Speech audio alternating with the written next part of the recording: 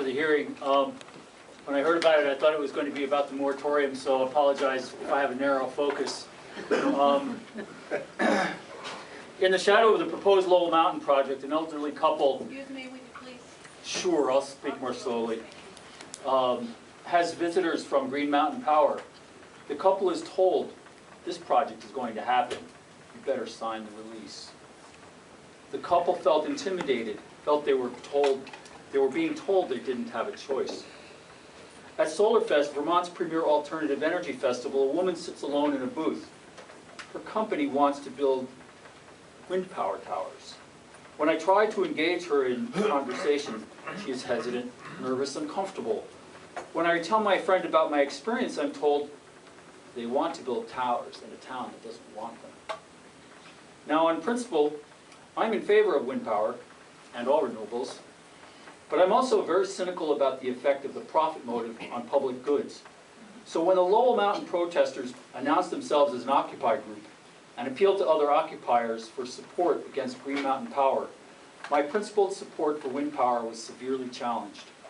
Green Mountain Power had not behaved as a good citizen and deserved opposition by Occupy as a corporate bully. I support wind power. What am I to do? Now we are told that if Vermont places a moratorium on wind power development, our hesitance will be announced to the nation as a signal that even Vermont is uncertain about the importance of alternative energy.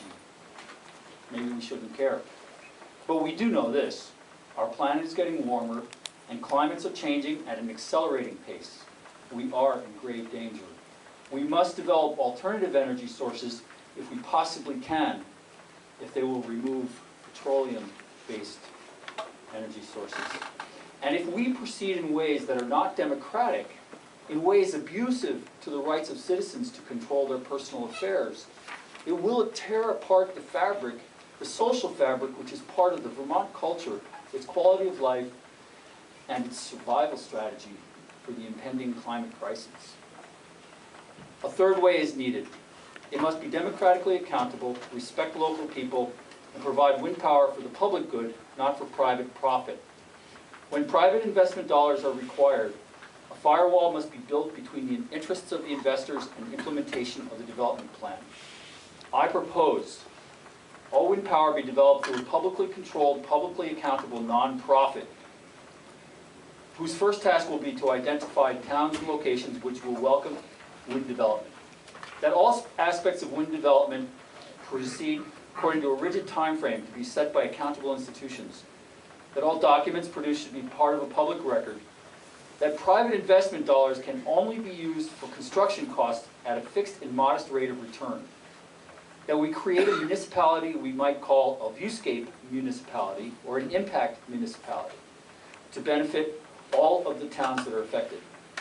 That we fund research in ways to reduce the impacts on forests and ridgelines, because we don't need to destroy ridgelines for private profit. All benefits, if we're to do this, must go to the public sector.